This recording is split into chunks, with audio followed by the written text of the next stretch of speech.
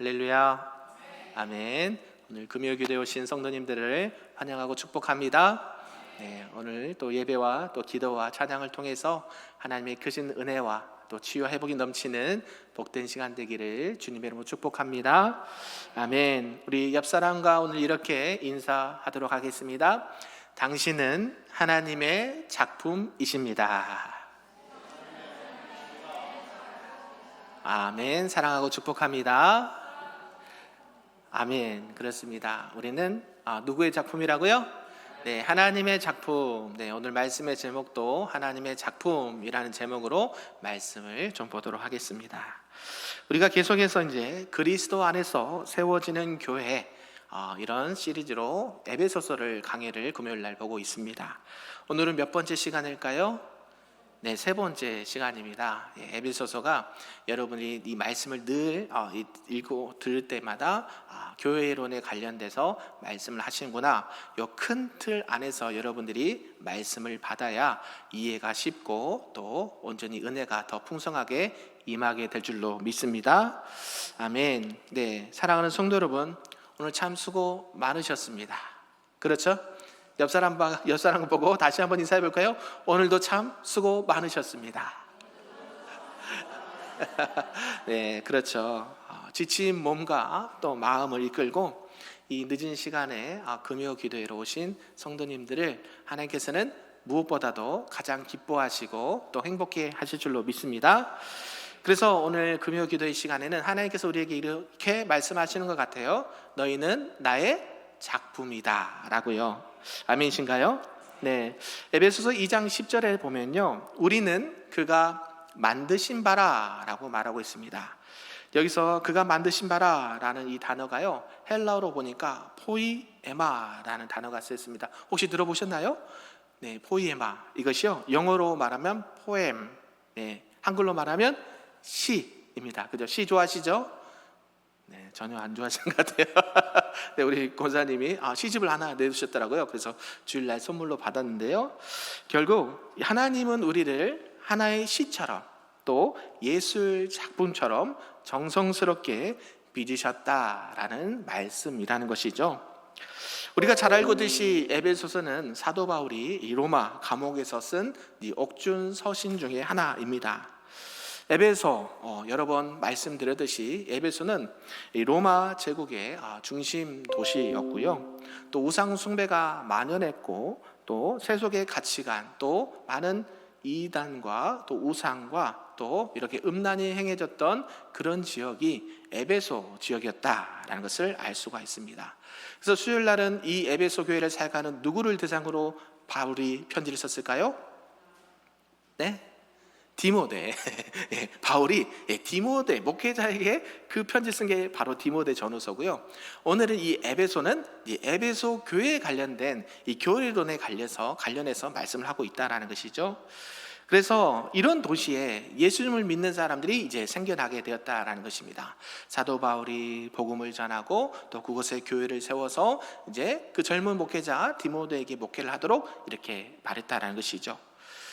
거기에 이제 예수님을 믿게 된 성도들 어떤가 봤더니요, 항상 영적인 싸움이 만만치 않았다라는 것이죠. 신앙을 지키고 또 교회를 지키고 하나님의 말씀을 지키려고 하니 그 안에서 일어나는 수많은 영적인 전쟁과 또 환경에 부딪히는 부분들이 많이 있었다라는 것입니다. 그래서 이 세속적인 가치관과 늘 부딪히면서 싸우면서 살아가는 그 지역이 바로 에베소였다라는 것입니다. 그럴 때마다 항상 정체성의 혼란이 일어날 수 있다라는 것이죠. 그래서 오늘 사도 바울은 이 에베소 교회 성도들에게 너희는 누구의 작품이다? 하나님의 작품이다 라고 설명을 하고 있다는 것이에요. 과거가 어떻게 과거를 가졌든 또 지금 현재 상황은 어떻든 간에 너희는 하나님께서 뭐로 보시느냐 봤더니 하나님의 작품으로 보고 있다라고 권면하고 있는 것이죠. 여러분, 일본에는요 킨츠기라는 이런 도자기 수리법이 있다고 합니다. 들어보셨나요? 네, 처음 들어봤죠. 저도 처음 들어봤습니다. 말씀을 준비하면서 이 킨츠기가 무엇인가 봤더니요, 바로 이 도자기 수리법인데 깨진 그릇, 접시나 컵, 이 도자기 등을 예, 그 깨진 것을 금으로 이어붙여서 더 아름답게 만드는 기술이더라고요. 그래서 유튜브 영상을 찾아보면 여러분도 보실 수 있는데요. 그릇이 깨지면 우리는 어떻게 합니까? 예, 갖다 버리지요. 갖다 버리는데 그것을 어떻게 딱 잘 이렇게 해가지고 금으로 그 금관대를 이어서 붙이니까요, 하나의 작품이 되는 것을 보게 됩니다. 물론 뜨거운 걸 부으면 또 깨질 수 있으니까 그러진 못하고 이렇게 아름답게 작품으로서 감상하는 것을 보게 되는데요. 이런 기술이 바로 금으로 이어붙여서 더 아름답게 만든 기술이라는 것이죠. 흠이 있는 그릇, 깨진 그릇을 그냥 쉽게 버리는 것이 아니라 오히려 그 흠을 서로 맞대고 이어서 더 귀하고 멋진 작품으로 만드는 기술을 이렇게 보여줬다라는 것이죠. 이것처럼 우리 하나님께서도 우리의 상처와 또 실패와 또 여러 가지 인생의 고난 중에 이렇게 마음이 무너졌던 우리들을 어떻게 하시냐면 그냥 덮으시고 모르쇠로 이렇게 나가는 것이 아니라 하나님께서는 그 위에 은혜라는 금을 덧입혀서 더 빛나는 작품으로 우리를 빚으신다라는 사실을 믿으시길 바랍니다. 그래서 하나님 우리에게 말씀하십니다. 너희는 하나님의 작품이다 라고요. 너희를 버리지 않고 너희를 포기하지 않는 그 하나님의 손에 있는 하나님의 작품이다 라고 말씀하신 줄로 믿습니다. 이런 전체의 내용을 통해서 오늘 우리에게 주신 말씀 몇 가지를 좀 살펴보도록 하겠습니다. 그 첫 번째는 우리는 죄로 깨어졌지만 하나님은 포기하지 않으신다라는 말씀인데요, 우리 1절부터 2절, 3절 말씀을 함께 크게 읽어보겠습니다. 시작. 그는 허물과 죄로 죽었던 너희를 살리셨도다.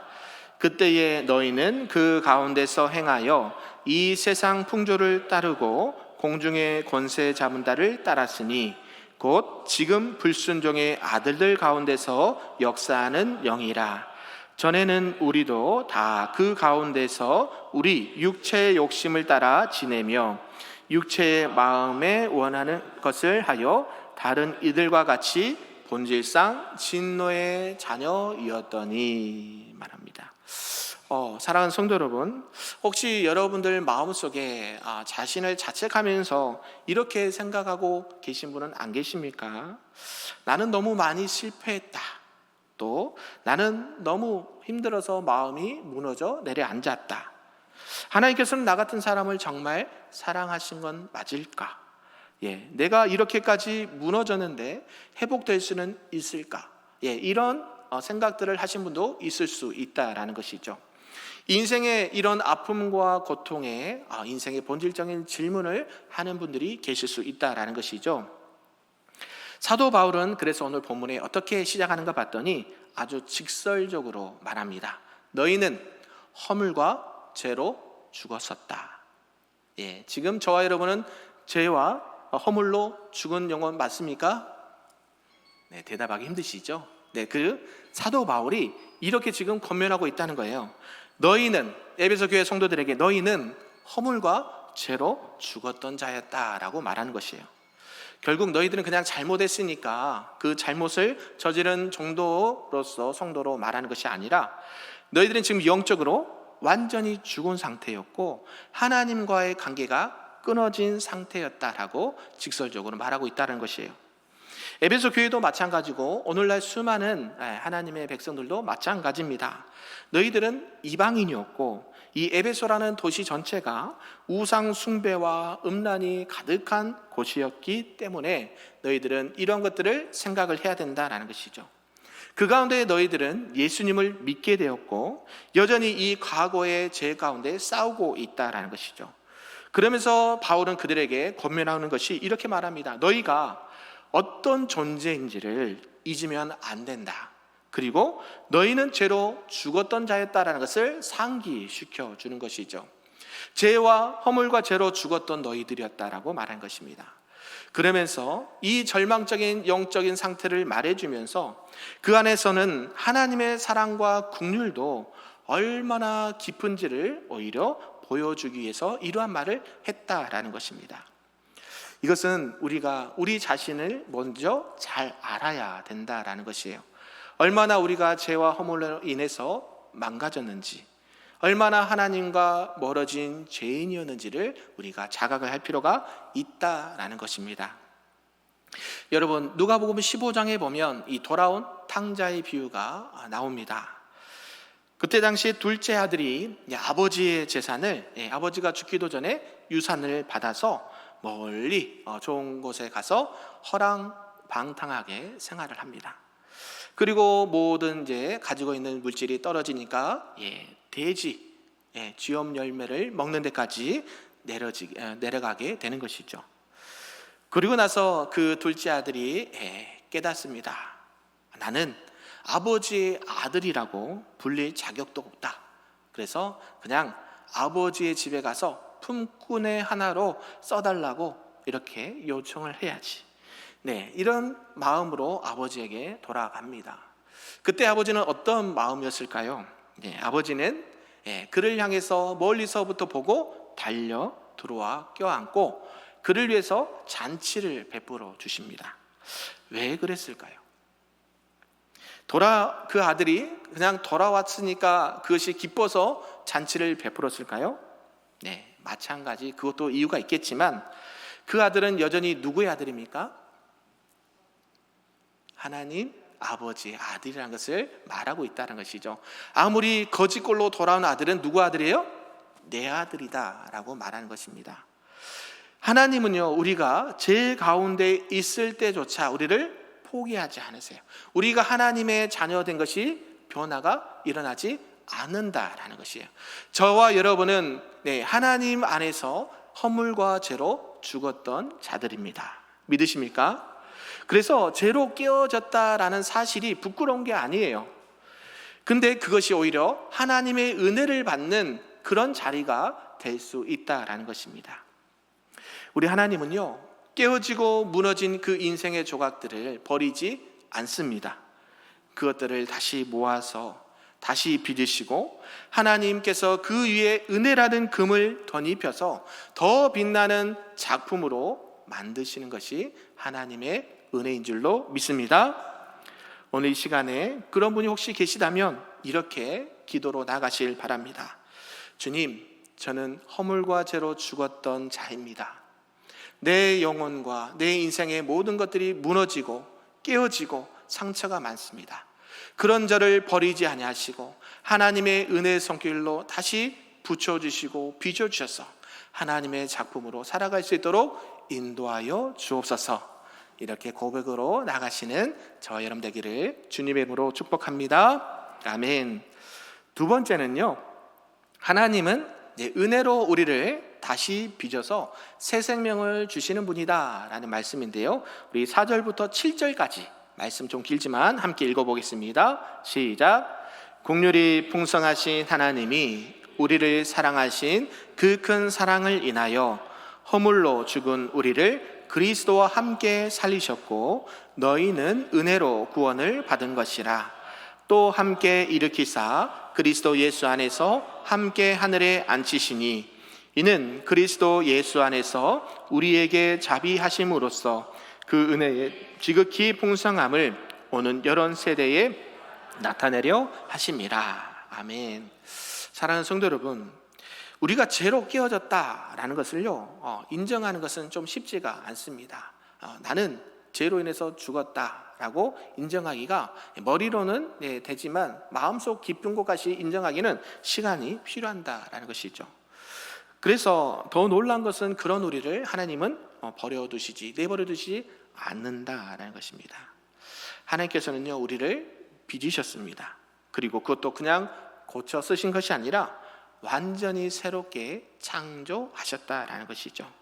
그래서 에베소서 2장 4절은 이렇게 말하죠. 긍휼이 풍성하신 하나님이 누구를 사랑하셔? 우리를 사랑하신 그 큰 사랑으로 인하여 라고 말한다는 것이죠. 여기서 긍휼이라는 단어, 우리가 마태복음 5장에서도 이 긍휼이라는 단어를 살펴보았듯이 이것은 그냥 내가 동정하는 의미가 아니라는 것이죠. 창자가 끊어질 듯한 깊은 감정과 자녀를 향한 부모의 그 본능적인 애틋한 사랑을 말할 때 긍휼이라고 한다는 것이죠. 하나님, 우리가 죄 가운데 있을 때조차도 우리를 향해서 창자가 끌어질 듯한 사랑을 품고 있다라는 것입니다. 그 사랑으로 우리를 그리스도와 함께 살리셨다라고 선포를 해 주신 줄로 믿습니다. 이것은 단순히 회복되었다라는 의미가 아니겠죠. 살리셨다라고 말하고 있는데 이것은 새 생명으로 그를 살려주셨다라고 말하는 것입니다. 그래서 우리는 이렇게 자주 말하기도 하죠. 이제는 죄의 종이 아니다라고요. 믿으십니까? 저와 여러분은 죄의 종이 아닌 줄을 선포하시기를 바랍니다. 우린 누구의 종입니까? 예수 그리스도의 종이 되는 줄, 하나님의 아들이요 예수 그리스도의 참된 종이 됨을 선포하며 나가시기를 소망합니다. 그래서 하나님께서 우리를 하늘에 함께 앉히셨다라고 말하는 거예요. 이것은 어떤 의미가 있을까요? 우리가 양자, 우리 직분자, 피택자 교육할 때 양자 잠깐 설명을 드렸는데, 양자라는 것이 뭐라 그랬어요? 내가 직접 몸으로 육체로 낳은 자녀는 아니지만 그를 내 자녀 삼아서 호적에 입적할 때 어때요? 양자라고 하죠. 그 양자에게는 어떤 권리가 주어집니까? 그 부모의 모든 것을 상속받는, 부모의 권리를 유업으로 받는 그런 자녀라는 것이고, 어떤 효력이 있어요? 법적인 효력이 있다는 것이죠. 결국 하나님께서는 우리를 하늘 보좌에 함께 앉히셔서 하나님의 자녀로 삼아주셨다. 죄의 종에서 누구의 자녀로? 하나님의 자녀로 신분의 변화를 일으켜 주셨다는 거예요. 이 은혜가 얼마나 큰지를 믿으시길 바랍니다.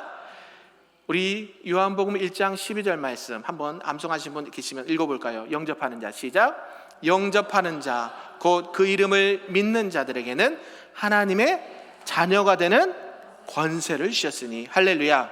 이게 하나님께서 그 죄의 종된 우리를 살리셔서 하나님 보좌 우편에 앉히셔서 어때요? 우리를 하나님의 자녀로 신분을 바꿔주시는 은혜가 우리에게 있다라는 사실을 말씀하고 있다는 것이죠. 요한복음 11장에 보면요, 이 죽은 나사로 이야기가 나옵니다. 이 나사로 죽은 지 벌써 나흘이 지났습니다. 이미 썩은 냄새가 날 정도로 이 모든 장례가 끝나버린 상황입니다. 그래서 사람들은 뭐라고 합니까? 예수님, 이미 장례 끝났습니다. 이제는 어떻게 할 방법이 없습니다. 당신이 아무리 예수님이라고 해도 죽은 지 3일이 지난 사람을 어떻게 할 수 없을 것입니다. 포기하고 있을 때 예수님은 이렇게 무덤 앞에서 외칩니다. 뭐라고 외쳤을까요? 나사로야, 나오너라. 할렐루야. 그 죽은 심령이, 죽은 육체가 어떻게 됐습니까? 예수님의 말 한마디로 다시 살아나게 되었다는 것이죠. 죽은 자에서 산 자가 되었다는 것을 믿으시길 바랍니다.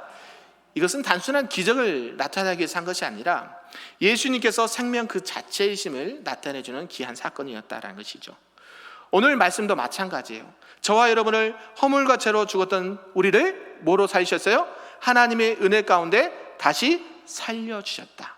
신분의 변화뿐만 아니라 죽음에서 생명으로 옮겨졌다는 것을 말씀하고 있어요. 이것이요, 교리적으로도 매우 중요합니다. 여러분, 이 말씀을 꼭 마음판에 깊이 새기시길 바랍니다. 그래서 나는 너무 요즘 하나님과 멀어져 버렸어. 나는 하나님 앞에 버림받은 것 같아. 모든 것이 실패로 끝나는 것 같아. 아니요. 그것은 사단이 주는 참소예요. 넘어가지 않기를 바랍니다. 하나님의 자녀된 우리들을, 어떠한 것도 우리를 하나님의 사랑에서 끊을 수 있을까요? 없을까요? 없다라고 성경은 분명하게 말씀하신다는 것이죠. 그래서 하나님은 우리를 그리스도 예수 안에서 다시 살리셨다라고 말씀하신 줄로 믿습니다. 그래서 오늘 기도하실 때 하나님, 주님, 내 안에 주님의 생명으로, 하나님의 생명으로 더욱더 충만하게 하옵소서. 죄의 무덤에서 일어나 다시 하나님 앞에 나아가 새 생명으로 살아갈 수 있는 하나님의 자녀가 되게 하옵소서. 아멘. 기도로 나가시는 저와 여러분 되길 소망합니다. 그래서 하나님은 우리를 예수 그리스도 안에서 새롭게 창조하셨고 또 죽음에서 생명으로 옮긴 존재들이 저와 여러분이 되는 줄로 믿으시길 바랍니다. 아멘. 마지막 세 번째는요, 우리는 이제 선한 일을 위해서 지음받은 하나님의 작품이다라는 말씀인데요, 우리 8절, 9절, 10절 말씀을 크게 한번 읽어보겠습니다. 시작. 너희는 그 은혜에 의하여 믿음으로 말미암아 구원을 받았으니 이것은 너희에게서 난 것이 아니요 하나님의 선물이라. 행위에서 난 것이 아니니 이는 누구든지 자랑하지 못하게 함이라. 우리는 그가 만드신 바라 그리스도 예수 안에서 선한 일을 위하여 지으심을 받은 자니 이 일은 하나님이 전에 예비하사 우리로 그 가운데서 행하게 하려 하심이니라. 아멘. 오늘 이 에베소서 2장 10절 끝절에 보면요, 우리가 왜 구원을 받았는지를 분명하게 말씀하십니다. 저와 여러분은 구원 받으셨습니까? 진짜요? 확신하십니까? 왜 구원받았습니까? 라는 것을 오늘 말씀하고 있다는 것이죠. 너희는 그 은혜에 의하여 무엇으로 말미암아? 믿음으로 말미암아 구원을 받았으니 이것은 뭐의 선물이라? 하나님의 선물이라. 아멘이신가요? 네, 우리가 타 종교, 천주교가 됐던 세상의 그 어떤 종교와도 다른 이유가 있습니다. 다른 종교들은 내가 무엇인가를 해야 돼요. 그 절대자에게 내가 무언가를 바쳐야 돼요. 내가 희생을 해야 돼요. 선을 쌓아야 돼요. 좋은 것을 해야 돼요. 그게 구원의 조건이 되지 않는다. 아멘이신가요? 우리는 어떻게 구원받습니까? 누구만 믿으면? 예수 그리스도만 믿으면 구원을 받습니다. 이 구원은 나의 어떠한 행위가 들어가서 구원받는 것이 아닙니다. 이것은 절대적으로 누구의 선물이에요? 하나님의 선물이라는 것이죠. 그래서 많은 이단들은 이걸 가지고 장난을 친다 그랬잖아요. 아유, 착한 일을 많이 해야 구원을 받지, 선을 많이 행해야 구원을 받지, 죽은 자가 살아나서 연옥에 있다가 천당에 올라가지. 다 거짓입니다. 이거에 속지 않기를, 미혹되지 않기를 주님의 이름으로 축복합니다. 우리는 분명하게 이 구원의 확신이 있어야 되는 것이죠. 그래서 계속 피트자 교육의 구원론에 대해서 지금 계속 강의를 하고 있는데 몇 주차 됐죠. 거의 한 달 가까이 된 것 같아요. 이게 그만큼 중요하기 때문이에요. 여러분이 예수 그리스도의 복음을 전합니다. 오늘 주중전도팀이 복음을 전하는 팀들이 나와서 특성을 했어요. 이들이 나가서 복음을 전하는 게 어떤 거예요? 핵심이 바로 요 말씀 전하는 거예요. 저와 여러분이 예수님만 믿으면 뭘 받아요? 구원받아요. 여러분들이 예수님을 믿어야 구원받습니다. 하나님의 자녀가 되고 양자로서 하나님께서 주신 그 은혜를 받습니다. 죄의 종에서 하나님의 자녀로 거듭나는 변화를 겪게 됩니다. 하나님의 은혜 가운데 하나님의 선물을 받고 구원의 기쁨 가운데 살아가십시오라고 우리가 전도하는 이유가 되는 줄로 믿습니다. 전도되어만 전도하는 것이 아니라 우리 모든 성도님들이 하나님을 믿는 백성이라고 한다면 이 귀한 이 복음의 본질과 교회의 사명을 감당할 수 있는 저와 여러분 되길 소망합니다. 아멘. 그래서 바울은 단호하게 얘기하죠. 구원은 우리의 어떠한 행위로 받는 것이 아니라 하나님의 선물로 받는다라고요. 세상은 자꾸 무언가를 해야만 된다고, 그래서 하나님께서 인정받고 구원받을 수 있다라고 생각을 합니다. 그래서 복음은요, 세상을 믿지 않는 자들에도 필요하지만 교회 안에도 절대적으로 필요합니다. 교회 안에 우리 어르신들에게 한번 물어보십시오. 여러분이 나중에 전도 복발 훈련을 받을 기회가 있으면 나중에 이제 받으셔서 그 질문을 하는 거거든요. 아무개 집사님, 아무개 권사님, 연로하신 분들에게 어떻게 구원 받으셨어요? 물어보시면 구원 받았다라고 해요. 근데 그 이유에 대해서 물어보면 다 행위를 말해요. 99%가 말합니다. 이거는 임상이죠. 우리가 전도 현장에서 경험한 거예요.